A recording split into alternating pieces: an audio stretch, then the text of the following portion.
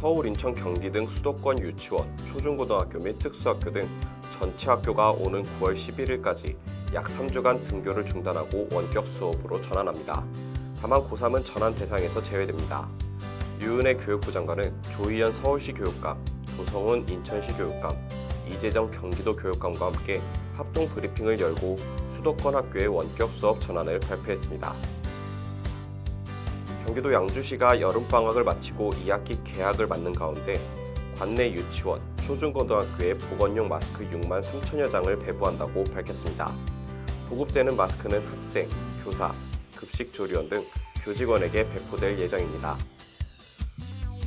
경북도 교육청이 전국 사회적 거리두기 2단계 격상에 따른 학교 밀집도 최소화 조치 방안을 발표했습니다.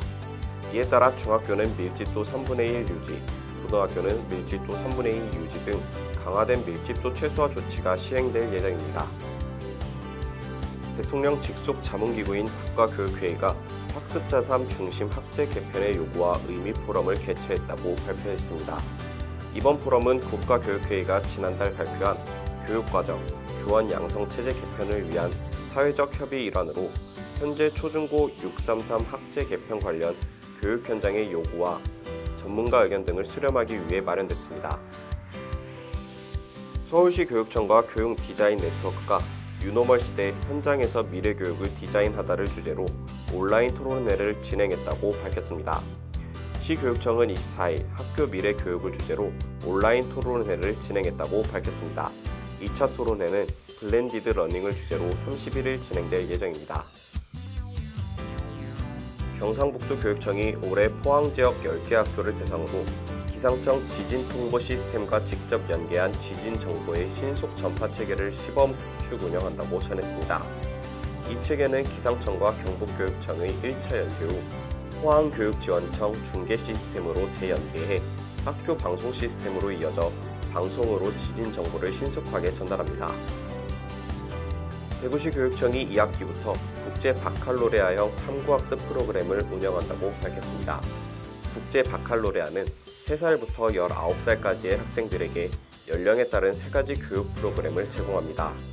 대구교육청은 중학교 3학년 학생에게 IB형 수업 체험 기회를 제공하기 위한 2020 국제 바칼로레아형 탐구 기반 학습 학생 프로그램 기초과정을 실시할 예정입니다.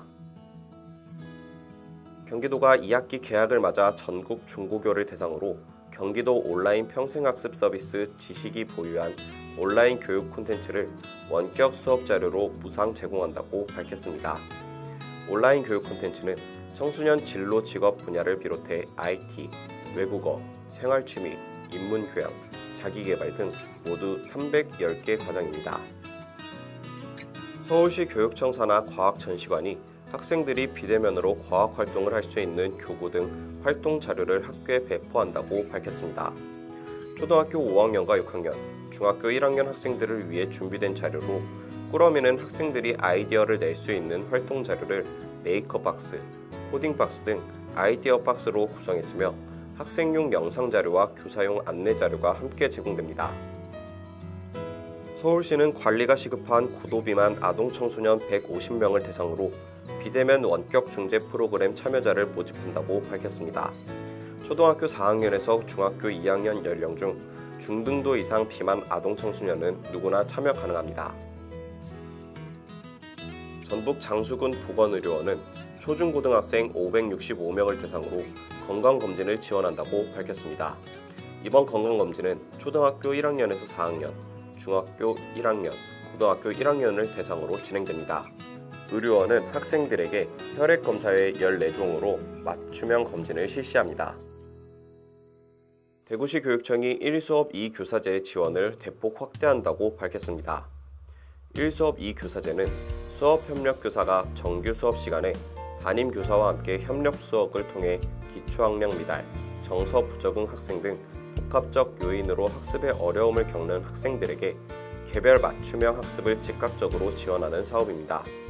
중학교는 수학교과 학습 지원 강사로 채용해 교과 담당 선생님과 협력해 모든 학생들이 수업 참여에 어려움이 없도록 밀착 지원합니다.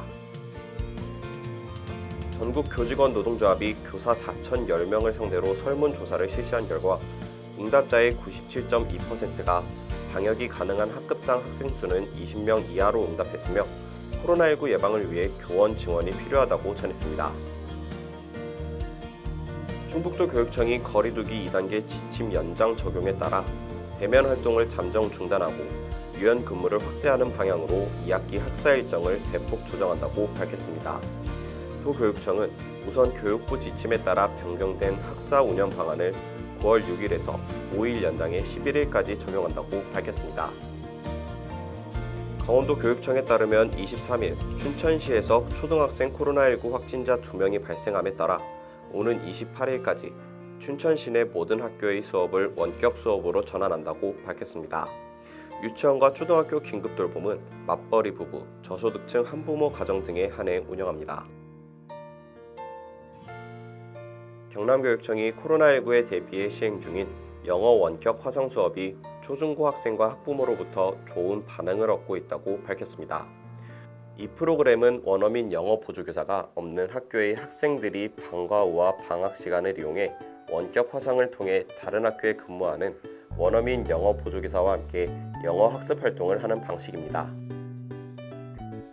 코로나19 지역 감염이 잇따르고 있는 가운데 전라남도 교육청이 재확산 차단을 위해 유치원과 초중고 등교를 전체 등교 수업 위주에서 3분의 2 제한 등교로 강화하고 산하 공공도서관과 평생교육시설을 전면 휴관한다고 밝혔습니다.